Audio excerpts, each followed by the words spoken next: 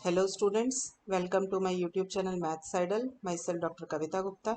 बच्चों, आज आपको मैं सिखाऊंगी कि इक्विवेलेंट मैट्रिक्स को प्रूफ करने का एक और तरीका और उसके एग्जाम्पल्स करेंगे। सो लेट अस स्टार्ट बच्चों। देखिए बेटा, हमने लास्ट क्लास में सीखा था कि इक्विवेलेंट मैट्रिक्स क्या होते हैं। तो मैं रिकॉल करा दूं आपको कि इक्विवेलेंट मैट्रिक्स हम किसको कहते हैं। कि हमारे पास है XD1 और XD2 दो मैट्रिक्स स्पेसेस हैं। ठीक है, नॉन एम्प्टी सेट एक्स के ऊपर दो मैट्रिक्स अलग अलग डिफाइन करती है, D1 और D2। ठीक है, अगर आप कोई सीक्वेंस एक्सन ले which is convergent to x with respect to D1, तो इसका क्या मतलब हुआ कि जब आप इसकी लिमिट लेंगे तो ये क्या आ जाएगा, जीरो आ जाएगा विद रिस्पेक्ट टू D1। तो जब आप इस सीक्वेंस को D2 के अंदर देखेंगे तो ये D2 में भी एक्सन जो होगा एक्स पे ही कन्वर्ज करेगा। ठीक है, ये डेफिनेशन थी इक्विवेलेंट मैट्रिक्स की, और दोनों के बीच में इफ एंड ओनली इफ का साइन था कि अगर D1 कन्वर्जेंट है तो D2 कन्वर्जेंट भी होगा, और अगर x एंड D2 कन्वर्जेंट है तो D1 कन्वर्जेंट भी होगा। अब मैं आपको नया एक तरीका सिखा रही हूँ इक्विवेलेंट प्रूफ करने का, कि आप इक्विवेलेंट को प्रूफ करने के लिए इतना लंबा काम ना कीजिए, आप सिर्फ ये कंडीशन शो कर दीजिए। अगर ये कंडीशन शो हो गई तो भी हमारे दोनों मैट्रिक्स जो होंगे इक्विवेलेंट बन जाएंगे। ये कंडीशन क्या है, देखिए कि हमारे को क्या करना है कि D1 और D2 कब इक्विवेलेंट होंगे, जब हम कोई ऐसा कांस्टेंट k फाइंड कर पाए सच दैट D1 xy जो होगा, देखो अंदर बीच में है D1 xy, इधर है D2 और इधर है D2, मतलब एक मैट्रिक्स तो बीच में आना चाहिए और दोनों साइड पर दूसरे वाला मीट्रिक आना चाहिए। ठीक है, अब यहाँ पर के है तो यहाँ पे क्या होना चाहिए, 1/k होना चाहिए, तभी आपका ये लेस का साइन होल्ड करेगा। ठीक है, तो हम क्या करेंगे, हम ये वाली कंडीशन प्रूफ कर देंगे to prove that the matrix D1 and D2 are equivalent, तो हमारा काम थोड़ा आसान हो जाएगा। ठीक है, तो अब मैं आपको इसका प्रूफ करा रही हूँ कि सपोज कर लीजिए ये जो लाइन है जिसका नाम मैंने 1 रखा है, अगर ये स्टेटमेंट होल्ड करती है, this one, if this holds then D1 and D2 are equivalent, ये मैं शो करूंगी। ठीक है, तो हमने माना कि let equation number 1 hold, we show that D1 and D2 are equivalent. D1 and D2 are equivalent means मैं क्या शो करूंगी कि D1 और D2 इक्विवेलेंट मैट्रिक्स की डेफिनेशन को सेटिस्फाई करते हैं। तो उसकी डेफिनेशन के अकॉर्डिंग मुझे क्या शो करना है, limit n tends to infinity D1 x n x अगर जीरो है तो if and only if limit n tends to infinity D2 x n x भी आपका जीरो आएगा, ये आपको शो करना है, और ये इफ एंड ओनली इफ है। तो पहले मैंने ये वाला पोर्शन ले लिया कि consider this, I will show this. ठीक है, तो मैंने ले लिया limit n tends to infinity D1 x n x zero है। ठीक है, तो आपके पास क्या है, ये वाला इनइक्वालिटी नंबर, ये जो इक्वालिटी है ना इक्वेशन नंबर 1, इसका इतना पोर्शन इस्तेमाल करेंगे हम। तो ये पोर्शन मेरा क्या है, 1/k D2 xy is less than equal to D1 xy। अब x की जगह कर दो xn और y की जगह कर दो x, तो ये आ जाएगा। ऐसे ही यहाँ पर x की जगह xn आ गया, y की जगह x आ गया। मैंने कुछ नहीं किया, I just place x is equal to xn और y is equal to x। और मैं ऐसा कर सकती हूँ क्योंकि ये जो इक्वेशन है 1 वाली, this holds for all the elements x and y of x, तो xn भी जितने होंगे वो भी x के ही एलिमेंट है और x भी x का एलिमेंट है, तो मैं ऐसा कर भी सकती हूँ। तो ये आ गया। अब इस k को उठा के हम ऊपर ले गए। ठीक है, take limit on both the sides, आपने लिमिट ले ली। अब आपको पता है कि D1 x एन x हमने यहाँ पे जीरो ले रखा है, तो इसकी लिमिट आपने जीरो डाल दी। तो आपकी जो ये थी D2 x एन x की लिमिट कितनी आ गई, less than equal to zero आ गई। बट आपको पता है D2 being a metric is never negative, हमेशा ही जो है नॉन नेगेटिव होता है। तो लिमिट जो होगी नॉन नेगेटिव होने की वजह से क्या हो जाएगी, नेगेटिव लिमिट नहीं आ सकती है आपकी, तो ये क्या बचेगी, एक ही ऑप्शन बच जाएगी इसके पास, जीरो। क्योंकि यहाँ लिखा है less than equal to zero, हमें पता है नेगेटिव हो नहीं सकता, नेगेटिव नहीं होगा तो क्या होगा, इक्वल टू जीरो की ऑप्शन बची है हमारे पास, तो ये जीरो आ जाएगा। ठीक है, तो मेरे को पता चला x n converges to x with respect to D2। अब इसका कन्वर्स प्रूफ करना है। कन्वर्स हमारा क्या था कि हमने ले लिया D2 एक्सन जो है D2 कन्वर्जेंट है, means x n converges to x with respect to D2। तो राइट साइड ऑफ 1 क्या होगी आपके पास, राइट साइड ऑफ 1 मेरे पास क्या है, ये है। तो इतना हिस्सा उठा लिया हमने। ठीक है, तो ये हिस्सा हमने उठाया तो हमारे पास ये चीज़ आ गई। ठीक है, अब फिर से वही काम करेंगे, x की जगह xn और y की जगह x लिख दो, तो ये बन जाएगा। दोनों तरफ लिमिट ले लो, तो आपने दोनों तरफ लिमिट ले ली। अब D2 xn x क्या है, जीरो है, तो इसकी जगह जीरो डल गया। तो आपके पास क्या आ गया, limit n tends to infinity D1 xn x की लिमिट क्या आ गई, जीरो आ गई। लेस देन इक्वल टू 0 आ गई। आपको पता है D1 जो है वो कभी भी नेगेटिव तो हो नहीं सकता, नेगेटिव नहीं होगा तो उसकी लिमिट नेगेटिव भी कभी नहीं होगी, तो उसकी लिमिट नेगेटिव नहीं होगी तो आप लेस देन इक्वल टू 0 में नेगेटिव चला जाएगा तो क्या बचेगा, सिर्फ इक्वल टू। तो ये इक्वल टू 0 आ गया, यही आपको प्रूफ करना था। तो ये दोनों क्या बन गए, इक्विवेलेंट मैट्रिक्स बन गए। क्लियर है? इसको मैं ऐसे भी लिख सकती हूँ यहाँ मैंने k लिखा था और यहाँ मैंने 1/k लिखा था, तो कोई ज़रूरी नहीं है कि अगर इधर k है तो इधर 1/k ही हो, हमें कोई भी दो कॉन्स्टेंट्स चाहिए। तो यहाँ पर हम क्या करेंगे, यहाँ k1 लिख दिया तो यहाँ k2 लिख दिया, आप ये भी कर सकते थे। ठीक है, तो this is almost same as the above, तो बिल्कुल सेम तरीके से आपका ऊपर की तरह से प्रूफ हो जाएगा। अगर आप k2 लेंगे या k1 लेंगे तो भी चलेगा। ठीक है, अब इससे रिलेटेड एग्जाम्पल्स देखिए बेटा, हमारे पास एग्जाम्पल है, एग्जाम्पल 3.5.7 का 1, कि ये तीन मैट्रिक्स आपको डिफाइन किए, D1, D2 और D इंफिनिटी। D1 है कि अगर x और y आपने ले रखे हैं, जैसे x ले लिया, x क्योंकि Rn है ना, Rn का मतलब n टपल, तो x अगर ये है और y आपके पास ये होगा, तो इनके बीच में जब डिस्टेंस निकालेंगे तो वो कैसे मिलेगा, इनके बीच में डिस्टेंस कॉरेस्पॉन्डिंग कंपोनेंट्स के बीच का डिस्टेंस, यानी कि mod of xi minus y, mod इसलिए लगा दिया क्योंकि कोई नहीं, हमें नहीं पता कि x1 बड़ा है या y1 बड़ा है, तो मॉड जो होगा will take care of this, और इसका टोटल कर दिया, ये D1 है। ठीक है, फिर D2 क्या है आपका, D2 आपका L2 मीट्रिक है। L2 क्या होता था आपके पास, xi minus y whole square और ऊपर है अंडर रूट, तो मतलब डिस्टेंस फॉर्मूला। ठीक है, और D इन्फिनिटी क्या है, maximum of mod xi minus y. आपको शो करना है कि ये इक्विवेलेंट मैट्रिक्स हैं तीनों के तीनों, तो हमें इनकी इक्विवेलेंस शो करनी है, तो पहले मैं शो कर दूँ D1 और D2 इक्विवेलेंट है, फिर शो कर देंगे D2 और D इन्फिनिटी इक्विवेलेंट है, तो इसी तरीके से मेरा इक्विवेलेंस प्रूफ होगा। तो पहले D1 और D2 की बात कर ले, तो D1 और D2 को इक्विवेलेंट प्रूफ करने के लिए मैं ऊपर जो अभी आपको रिजल्ट कराया वो शो करूँगी। ठीक है, दैट रिजल्ट सेज कि बीच में एक मीट्रिक रख लो कोई भी। ठीक है, अगर मैंने D1 को बीच में रखा है तो दोनों तरफ ऐसे D2 आना चाहिए। ठीक है, साथ में कोई कांस्टेंट, सपोज K2 इधर ले लिया, K1 इधर ले लिया, कोई भी दो कांस्टेंट्स होने चाहिए। तो D1 और D2 को इक्विवेलेंट प्रूफ करना है तो ये करेंगे हम।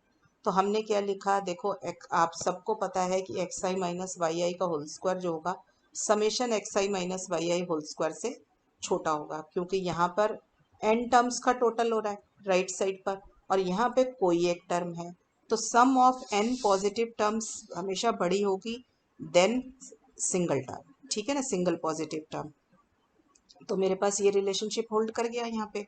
ठीक है, take under root on both the sides, जब आप दोनों तरफ अंडर रूट लेते हैं तो आपको पता है xi माइनस वाई का स्क्वायर है, इसका अंडर रूट लूंगी तो मॉड आ जाएगा, तो ये आ गया मॉड xi माइनस वाई।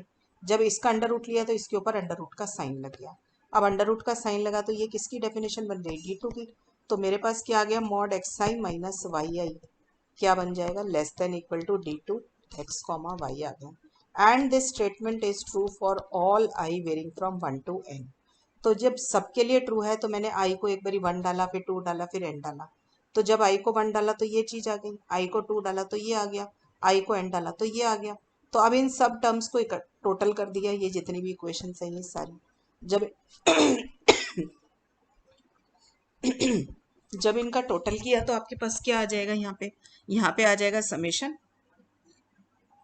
और ये D2xy कितनी बारी आ जाएगा, ये n इक्वेशंस है तो n बारी आ जाएगा, तो ये n टाइम्स D2xy आ जाएगा। अब ये किसकी डेफिनेशन है, ये D1 की डेफिनेशन है जो क्वेश्चन में गिवन थी, तो इसकी जगह मैंने D1 लिख दिया और ये एज इट इज कॉपी कर दिया, तो मेरे पास ये चीज तो आ गई, D1xy is less than equal to some constant से n D2xy, तो एक कांस्टेंट के साथ ये तो आ गया। अब मुझे इधर वाली साइड शो करनी रह गई कि यहाँ पर भी D2x y या तो 1/n आ जाए या कोई और कांस्टेंट आ जाए, ये मुझे शो करना रह गया, तो इसको शो करते हैं। तो देखिए मैंने इसके लिए क्या किया बेटा, ये देखिए मैंने ले लिया ये वाला रिजल्ट यूज किया कि a square plus b square हमेशा ही less than equal to a plus b whole square होगा, क्योंकि a plus b whole square के अंदर a square plus b square plus 2ab आता है, एक टर्म ये 2ab जो होती है ये एक्स्ट्रा होती है, तो मैं इस रिजल्ट का इस्तेमाल यहाँ पे कर रही हूँ।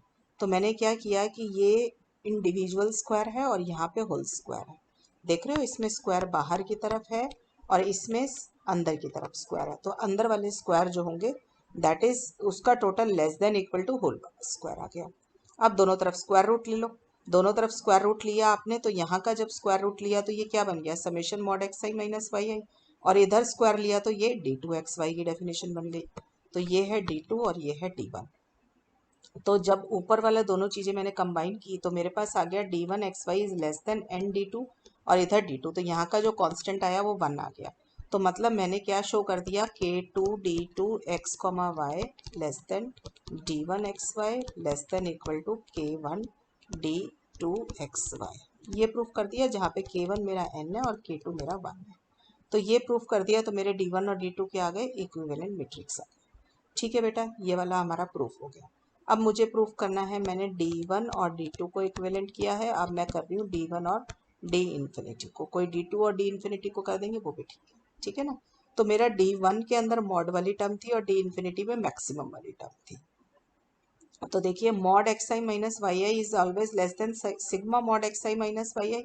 आप सबको पता है मॉड है तो मॉड है तो पॉजिटिव है, तो sum of n positive terms is always greater than the single positive term. तो ये वाला चीज यूज कर लिया आपने, ठीक है ना। सबको पता है ना, जैसे ए प्लस बी प्लस सी होगा, ये हमेशा ये से तो बड़ा ही होगा ना अगर सारे पॉजिटिव हैं ये वाले। तो आपके पास क्या आ गया, mod x i minus y i less than sigma mod x i minus y i. ये किसकी डेफिनेशन है, डी वन की। तो आपका mod x i minus y i जो आ गया that is less than equal to d one x y आया। And this statement is true for all i varying from 1 to n। जब सबके लिए ट्रू है तो इनके मैक्सिमम के लिए भी ट्रू होगा ना। जब ये वाली स्टेटमेंट देखो x1 माइनस वाई वन जो है it is true for all आई, ठीक है। तो जब ऑल आई है तो उन्हीं में से ही कोई एक मैक्सिमम भी रहा होगा, तो उसके लिए भी ट्रू हो जाएगा। तो मैक्सिमम वाले के लिए भी ट्रू हो गया, तो हमने लिख दिया maximum of mod x i minus y i is also less than D one x y. अब मैक्सिमम वाली डेफिनेशन डी इन्फिनिटी की थी, तो D infinity x y is less than D one x y. इसका number मैंने दे दिया 3, ठीक है बच्चों। अब 3 होने के बाद अब मुझे इसका यहाँ वाली साइड भी प्रूफ करनी है, मतलब मुझे ये भी चाहिए सम कांस्टेंट इनटू दिस। अब मुझे ये लेकर आना है, तो अब इसको कैसे लाएंगे, देखो आपको पता है एक्स आई माइनस वाई आई का मॉड अपने मैक्सिमम से लेस होगा, ठीक है। मैक्सिमम मतलब बड़ा, तो यही बड़ा होगा। ये क्या है, डी इन्फिनिटी। तो mod x i minus y i less than D infinity आ गया। And this statement is true for all आई। तो जब एक बारी 1 डालिए आई को, एक बारी 2 डालिए, एक बारी 3 डालिए, ऐसे करते करते एन तक डाल दीजिए, फिर उन सबका टोटल कर लो। तो ये क्या होगा, यहाँ पर भी डी इन्फिनिटी जो होगा एन टाइम्स टोटल हो जाएगा। तो summation mod x i minus y आई क्या होगा, एन टाइम्स ये मल्टीप्लाई हो जाएगा, एन टाइम्स आ जाएगा डी इन्फिनिटी, तो ये बन जाएगा एन डी इन्फिनिटी। अब ये किसकी डेफिनेशन है, डी वन की। तो डी वन एक्स वाई क्या आ जाएगा, less than equal to this आ जाएगा। दोनों को कंबाइन किया तो मेरे को ये चीज़ मिल गई। तो इधर वाला कांस्टेंट मेरा 1 आ गया और इधर वाला कांस्टेंट मेरा n आ गया। तो इससे मुझे क्या पता चला, D1 और D इन्फिनिटी जो है वो दोनों इक्विवेलेंट आ गए। तो मेरे पास था बेटा एक D1, एक D2 और एक D इन्फिनिटी। इक्विवेलेंस प्रूफ करनी है तो मैंने क्या किया, D1 और D2 को इक्विवेलेंट कर दिया, D1 और D इन्फिनिटी को कर दिया। अब मैं D2 और D इन्फिनिटी को इक्विवेलेंट कर दूंगी तो आपस में सारे इक्विवेलेंस हो जाएंगे, ठीक है। तो मैंने अब प्रूफ करनी है इक्विवेलेंस D2 और D इन्फिनिटी की। तो देखिए मेरे पास D2 D2 के अंदर याद रखिए क्या चीज़ थी, एक्स आई माइनस वाई आई का होल स्क्वायर, तो इसका 1/2 यही था आपके पास। तो हमने, आपको पता है कि वही बात है कि एक्स आई माइनस वाई आई का स्क्वायर जो है ये परफेक्ट स्क्वायर होने की वजह से पॉजिटिव है।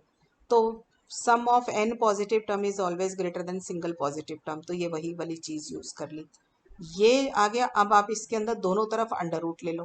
जब दोनों तरफ अंडर रूट लोगे, इसके ऊपर अंडर रूट लोगे तो आपको पता है क्या आएगा, मॉड आ जाएगा, ठीक है। जब खोलोगे तो, और इसके ऊपर अंडर रूट लोगे तो ये किसकी डेफिनेशन बन जाएगी, D2 की बन जाएगी। तो आपके पास ये स्टेटमेंट आ गई ऑन टेकिंग स्क्वायर रूट। अब this statement is true for all आई।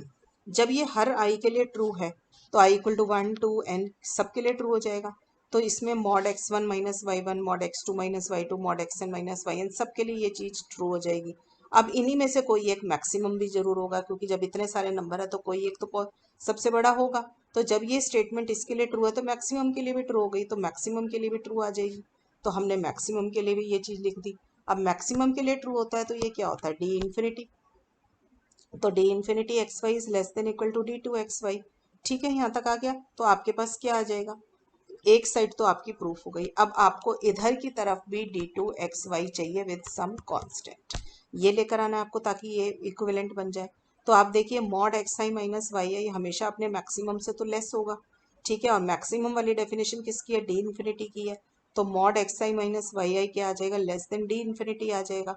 अब अगर ये लेस देन डी इन्फिनिटी है, this statement is true for all n, तो फिर से वही करेंगे, समिंग ओवर एन कर दीजिए, ठीक है। अच्छा पहले मुझे स्क्वायर चाहिए तो मैंने क्या किया, पहले इसका स्क्वायर करेंगे फिर सम करेंगे। तो जब स्क्वायर करेंगे तो यहाँ स्क्वायर आ जाएगा, ठीक है, और यहाँ पे स्क्वायर आ जाएगा। अब टोटल लगाइए, टोटल लगाएंगे तो एक इधर लग जाएगा और इधर लग जाएगा। अब ये D infinity x y whole square क्या है, ये कितनी बारी आएगा, i varying from 1 to n, ये n बारी आ जाएगा। तो ये n times D infinity x y square बना देगा और इसका स्क्वायर होकर हमारे पास ये आ जाएगा। Now what is this, this is the definition of d2xy, ठीक है। सॉरी कब बनेगी d2xy की डेफिनेशन, अंडर रूट भी है अभी। अब इसके ऊपर पावर 1/2 रेस करो, ठीक है, इसके ऊपर भी पावर 1/2 रेस कर लो। तो जब 1/2 पावर रेस करेंगे तो ये d2xy आ जाएगा, और n की पावर 1/2 रेस करेंगे तो रूट n आ जाएगा, और डी इन्फिनिटी एक्स इसकी पावर रेस करेंगे तो ये 2 से 2 कट के डी इन्फिनिटी एक्स वाई आ जाएगा। तो मैंने 5 और 6 दोनों को इकट्ठा लिखा तो मेरे पास ये वाली स्टेटमेंट आ गई। तो आप देख रहे हो कि आपको ये भी मिल गया क्वेश्चन, ठीक है। इससे पहले हमें कौन सा मिला था, अच्छा ये वाला मिला हुआ था, ये वाली साइड मिली थी, हमें इधर वाली प्रूफ करनी थी, ये वाली प्रूफ करनी थी इनटू सम कांस्टेंट, ठीक है। तो मेरा 5 और 6 से ये चीज़ भी प्रूफ हो गई। तो इजी क्वेश्चन था बेटा, एक बारी करोगे तो याद हो जाएगा, ठीक है। नेक्स्ट देखिए, ये भी आपकी बुक का ही कोई एग्जाम्पल है कि आपने एक्स डी एक मैट्रिक्स स्पेस दिया हुआ था, आपने रो डिफाइन किया, rho x y is d x y upon 1 plus D x y. आपको शो करना है एक्स डी और एक्स रो दोनों के दोनों इक्विवेलेंट है। तो इसको करने के लिए भी हम ऊपर वाली थ्योरम का इस्तेमाल कर सकते हैं या फिर डेफिनेशन का इस्तेमाल कर सकते हैं, ठीक है। तो हमने क्या किया, इस वाली डेफिनेशन का इस्तेमाल कर रहे हैं। हमें क्या शो करना है, एक्स डी और एक्स रो इक्विवेलेंट है। इसका मतलब मुझे क्या शो करना है कि अगर मैं इधर कोई भी एक्स एन सीक्वेंस लेती हूँ विच इज कन्वर्जेंट इन डी, यानी कि डी एक्स एन एक्स, इसकी लिमिट अगर जीरो है तो सेम लिमिट आप रो के उसमें लेंगे तो रो एक्स एन एक्स भी जो होगा आपका वो जीरो पे ही कन्वर्ज करेगा, और सॉरी एक्स पे ही कन्वर्ज करेगा, ये आपको शो करना है। And you have to show the two things if and only if, ठीक है बच्चों। तो हमने क्या लिया, let x n be any sequence which is converging to x with respect to D, तो ये चीज होल्ड कर गई। अब मेरे को क्या शो करना है, रो एक्स एन एक्स भी जीरो है, ये शो करना है। तो मैंने रो एक्स एन एक्स की लिमिट निकाली, तो इसका मतलब रो एक्स एन एक्स की डेफिनेशन से ये आ जाएगा D x n x upon 1 plus D x n x. अब डी एक्स एन एक्स की लिमिट जीरो है, इसको जीरो डाल दो यहाँ पे, ठीक है। अब आपको पता limit of quotient is quotient of limit, तो न्यूमरेटर में भी डलेगा और डिनोमिनेटर में भी लिमिट आ गया, दोनों तरफ ये जीरो जीरो आ जाएगा, तो जीरो अपॉन 1 प्लस जीरो होकर जीरो आ जाएगा। तो आपको पता चल जाएगा कि रो एक्स एन एक्स की जो लिमिट है वो भी ये आ जाएगी, जीरो आ जाएगी। तो इसका मतलब x n converges in x with respect to rho. अब इसका उल्टा प्रूफ कर देते हैं कि अगर रो कन्वर्जेंट है तो आपको शो करना है डी कन्वर्जेंट है, ठीक है। If x n is rho convergent then you have to show that x n is D convergent also. तो आपने ले लिया limit n tends to infinity rho x n x is zero, ठीक है। अब मुझे शो करना है कि limit n tends to infinity D x n x is also equal to zero, ये मुझे प्रूफ करना है। तो देखिए बेटा ये कैसे आएगा, आप देखिए मैं इसमें कन्वर्जेंट सीक्वेंस की डेफिनेशन का इस्तेमाल कर रही हूँ कि अगर limit n tends to infinity rho x n x zero है तो इसका क्या मतलब है कि given epsilon greater than zero there exist a positive integer M such that rho x n x is less than epsilon by 2 for all n greater than equal to M. This is nothing but the definition of a convergent sequence, ठीक है। तो जिसकी भी limit zero आ रही है तो क्या होता है, this minus zero less than epsilon for all n greater than equal to M. अब ये जीरो से माइनस किया तो ये यही रह जाएगा। इसका क्या मतलब है, रो एक्स एन एक्स का यही वाला है क्योंकि ये तो क्वेश्चन में डेफिनेशन गिवन है, तो ये आ जाएगा आपके पास। आप रेसिप्रोकल लेंगे तो इनइक्वालिटी का साइन चेंज हो जाएगा, हमने रेसिप्रोकल ले लिया, इनइक्वालिटी का साइन चेंज कर दिया, ठीक है। इस वन को उठा के इस वाली साइड पे ले गए तो ये आ गया 2 बाई एप्सिलॉन माइनस 1, तो ये बन गया 2 माइनस एप्सिलॉन बाई एप्सिलॉन। फिर दोबारा से रेसिप्रोकल लेंगे तो साइन ऑफ इक्वालिटी चेंज हो जाएगा, तो डी एक्स एन एक्स क्या आ जाएगा, ग्रेटर की जगह लेस हो गया 2 माइन और ये एप्सिलॉन बाय 2 माइनस एप्सिलॉन आ जाएगा। अब आप देख सकते हैं कि अगर हमने जो एप्सिलॉन लिया था क्योंकि ये गिवन था, मतलब हम अपनी मर्जी से ले सकते थे कोई भी पॉजिटिव नंबर, तो मैंने वो पॉजिटिव नंबर लेस देन 1 लिया हुआ था। तो अगर एप्साइलन लेस देन 1 है तो माइनस एप्साइलन ग्रेटर देन -1 हो जाएगा। दोनों तरफ 2 ऐड कर दो तो आपके पास आ जाएगा 2 माइनस एप्साइलन ग्रेटर देन 1। तो 1/2 माइनस एप्साइलन क्या आ जाएगा, लेस देन 1 आ जाएगा। ठीक है, दोनों तरफ एप्साइलन से मल्टीप्लाई कर दो तो आपके पास ये चीज़ आ जाएगी। ठीक है, तो हमारे पास डी एक्स एन एक्स क्या आ गया, लेस देन एप्साइलन आ गया for all n greater than equal to m. तो हमारे को क्या मिला कि हमें ऐसा एक पॉजिटिव इंटीजर एम मिल गया विच takes this statement dx and x is less than m for all n greater than equal to m. So by definition of the convergent sequence xn converges to x आ जाएगा। तो d और रो क्या बन गए, दोनों के दोनों इक्विवेलेंट मैट्रिक्स बन गए। क्लियर है बच्चों, सबको समझ आ गई यहाँ तक बात। अब आगे देखिए, नेक्स्ट थर्ड क्वेश्चन क्या है आपके पास कि अगर x इज C01 मतलब it is the space of all continuous functions over the domain 0, 1। ठीक है, इस पे दो मैट्रिक्स डिफाइन किए आपने, एक ये सुप्रीमम वाला और एक ये डिफाइन कर दिया आपने 0 to 1 mod fx minus g x dx। तो मैं आपसे ये कहना चाहती हूँ कि तो बच्चों मुझे क्या शो करना है कि D and e are not equivalent. तो इसके लिए हम देखो बेटा कैसे करेंगे। हमने लिया let f n be a sequence in x defined as f n x equal to x to the power n for all x belongs to 0, 1। ठीक है, आप देख सकते हैं कि x to the power n है, ये जो होगा हर सॉरी ईच एफ एन जो होगा वो कॉन्टिन्यूस होगा ओवर द डोमेन 0, 1। तो अगर हर एफ एन कॉन्टिन्यूस है तो एफ एन किसका एलिमेंट बन जाएगा, C01 का बन जाएगा फॉर ऑल एन। ये क्यों कॉन्टिन्यूस है, देखो आप एन को वैल्यू दोगे 1 2 3 तो ये क्या बनेंगे, पॉलिनोमियल्स बनेंगे ऑफ डिग्री एन।